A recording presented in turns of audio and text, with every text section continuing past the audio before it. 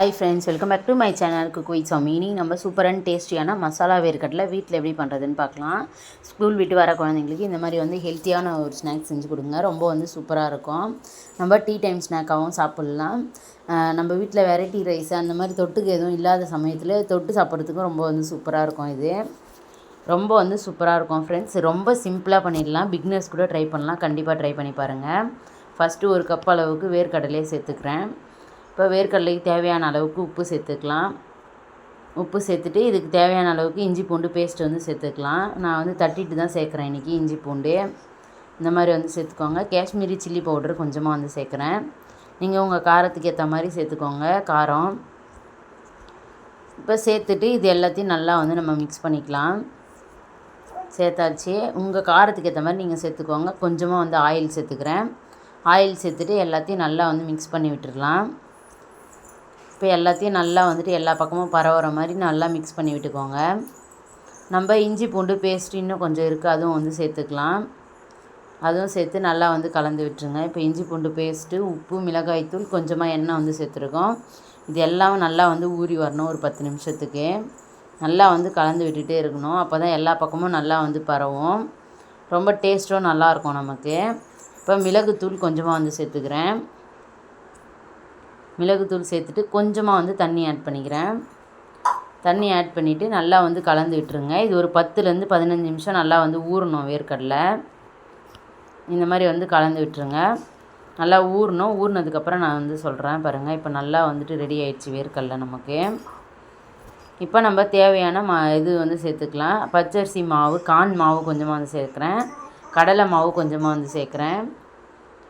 இப்போ கார்ன் மாவு, கடலை மாவு சேர்த்தாச்சு. இப்போ அரிசி மாவு சேர்த்துக்கிறேன். ஒரு 1/4 கப் அளவுக்கு அரிசி மாவு, 1/4 கப் அளவுக்கு கார்ன் மாவு, 1/2 கப் அளவுக்கு நம்ம கடலை மாவு சேர்த்துக்கலாம். கரெக்டாக இருக்கும் நமக்கு அளவு.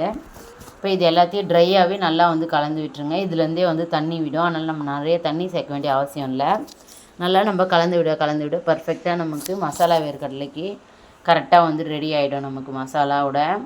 இந்த மாதிரி நல்லா ஒரு 5 நிமிஷத்துக்கு கலந்து விட்டுகிட்டே இருக்கணும். அப்போ தான் நமக்கு எல்லா பக்கமும் அந்த உப்பு, காரம், அதுக்கப்புறம் நம்ம சேர்த்துருக்க மசாலாலாம் ஈவனாக வரும்.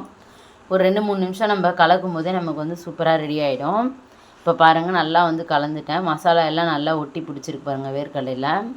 இப்போ கொஞ்சமாக ஒரு கொத்து கருவேப்பிலை, அதுக்கப்புறம் ஒரு 10-12 பூண்டை இடித்து வச்சுருக்கேன் தோலோடு. இப்போ அதுவும் சேர்த்துக்கலாம். இப்போ கடாயில் எண்ணெய் ஊற்றிக்கலாம். எண்ணெய் ஊற்றிட்டு எண்ணெய் நல்லா காயிடும். காஞ்சதுக்கப்புறம் நம்ம வேர்க்கடலையை பொரித்து எடுத்துக்கலாம். ரொம்ப டேஸ்ட் அண்ட் சிம்பிளாக நம்ம செஞ்சிடலாம். இந்த ஸ்நாக்ஸ் நம்மக்கிட்ட வறுக்காத வேர்க்கடலை இருந்தால் போதும், நம்ம ஈஸியாக செஞ்சிடலாம். பாருங்கள் எண்ணெய் காஞ்சிச்சான்னு பார்த்துட்டா காஞ்சிடுச்சு. இப்போ வேர்க்கடலையே நம்ம இந்த மாதிரி கொஞ்சம் கொஞ்சமாக சேர்த்துக்கலாம். சேர்த்து நல்லா கலந்து விட்டுருங்க. வேர்க்கடலை நல்லா குக் ஆகி வரணும். ஒரு 2 நிமிஷத்துலேயே குக் ஆகிடும். பாருங்கள் இப்போ நான் கொஞ்சம் கொஞ்சமாக வேர்க்கடலை சேர்த்துட்டேன். ஒரு 2 நிமிஷத்துக்கு அப்புறம் நம்ம பார்க்கலாம். கரெக்டாக 2 நிமிஷம் இருந்தால் போதும், நமக்கு சூப்பராக ரெடி ஆகிடும் வேர்க்கடலை. பாருங்கள் ஒரு நிமிஷத்துக்கு அப்படியே விட்டுடணும். அதுக்கப்புறம் தான் இந்த மாதிரி கலந்து விடணும். இப்போ பார்த்தீங்கன்னா பாருங்கள் அடியில் போய் தங்கிடுச்சு. நல்லா வேர்க்கடலை குக் ஆகிடுச்சு பாருங்கள். கலரும் நல்லா சேஞ்ச் ஆகிடுச்சு. இப்போ நம்ம வேறு ஒரு பிளேட் பாத்திரத்துக்கு மாற்றி எடுத்துக்கலாம். பாருங்கள் ரொம்ப சூப்பராக குக் ஆகி வந்துடுச்சு நமக்கு. நம்ம கடையில் வாங்குகிற மாதிரியே ரொம்ப டேஸ்ட்டாக இருக்கும் ஃப்ரெண்ட்ஸ். கண்டிப்பாக ட்ரை பண்ணி பாருங்கள். மஸ்ட்டு ட்ரை ரெசிபின்னு தான் சொல்லுவேன். ரொம்ப சூப்பராக இருக்கும். குழந்தைங்களுக்கு ரொம்ப பிடிச்ச மாதிரி இருக்கும்.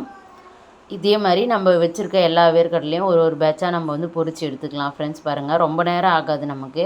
ஒரு 10 நிமிஷம் இருந்தால் போதும், நம்ம இந்த வேர்க்கடலை செஞ்சிடலாம் ஈஸியாக. 10 நிமிஷம் அந்த மசாலா போட்டு ஊற வைக்கிறதுக்கு, அதுக்கப்புறம் நம்ம பொரிச்சு எடுக்க ஒரு 10 நிமிஷம், அவ்வளோதான் நமக்கு தேவையான நேரம். ரொம்ப சூப்பராக நமக்கு வேர்க்கடலை ரெடி ஆகிடுச்சு பாருங்கள். மசாலா வேர்க்கடலை எல்லாத்தையும் நான் பொரிச்சிட்டேன். இப்போ கடைசியாக நம்ம தட்டி வச்சுருக்க பூண்டு சேர்த்துக்கலாம். கருவேப்பிலையை சேர்த்துக்கலாம். சேர்த்துட்டு இது எல்லாத்தையும் நல்லா பொரியிற அளவுக்கு நல்லா வறுத்து எடுத்துக்கோங்க. நல்லா கிறிஸ்பியாக ஆகணும் நமக்கு பூண்டும் அந்த கருவேப்பிலையும். அந்த அளவுக்கு நல்லா நம்ம பொரிச்சு எடுக்கணும் ஃப்ரெண்ட்ஸ். அப்போ தான் நல்லா டேஸ்ட்டாக நமக்கு கிடைக்கும். பாருங்கள் இப்போ பாருங்கள் நல்லா பொரிஞ்சிடுச்சு. கலர் மாறிடுச்சு பாருங்கள். நல்லா ஒரு கோல்டன் ப்ரௌன் கலர் வந்துடுச்சு. நல்லா பூண்டு பொரிஞ்சிடுச்சு. இந்த மாதிரி இப்போ எல்லாமே நல்லா கலர் சேஞ்ச் ஆகி சூப்பராக வந்துடுச்சு. இப்போ எல்லாத்தையும் நம்ம எடுத்துக்கலாம். இந்த மாதிரி பண்ணும்போது தான் நமக்கு அந்த பூண்டோட ஃப்ளேவர் எல்லாமே வந்து இறங்கும். நம்ம மசாலா வேர்க்கடலையோட சேர்த்து சாப்பிடும்போது ரொம்ப வந்து டேஸ்டியாக இருக்கும். ஃப்ரெண்ட்ஸ் பாருங்கள், இப்போ நல்லா அந்த பூண்டு அப்புறம் கருவேப்பிலையோட ஃப்ளேவர் வந்து இறங்கி ரொம்ப வந்து சூப்பரான டேஸ்டியாக நமக்கு வந்துட்டு ஸ்நாக்ஸ் ரெடி ஆகிடுச்சு மசாலா வேர்க்கடலை. இதே மாதிரி நீங்களும் வந்து ட்ரை பண்ணி பாருங்கள். ட்ரை பண்ணி பார்த்துட்டு உங்களோட எக்ஸ்பீரியன்ஸை என் கூட ஷேர் பண்ணிக்கோங்க. ரொம்ப வந்து ஈஸியான ஹெல்த்தியான ரெசிபிஸ்க்கு நம்மளோட சேனலை சப்ஸ்கிரைப் பண்ணிக்கோங்க. தேங்க்யூ. இன்னொரு சூப்பரான வீடியோவில் சந்திக்கலாம். தேங்க்யூ. பபாய்.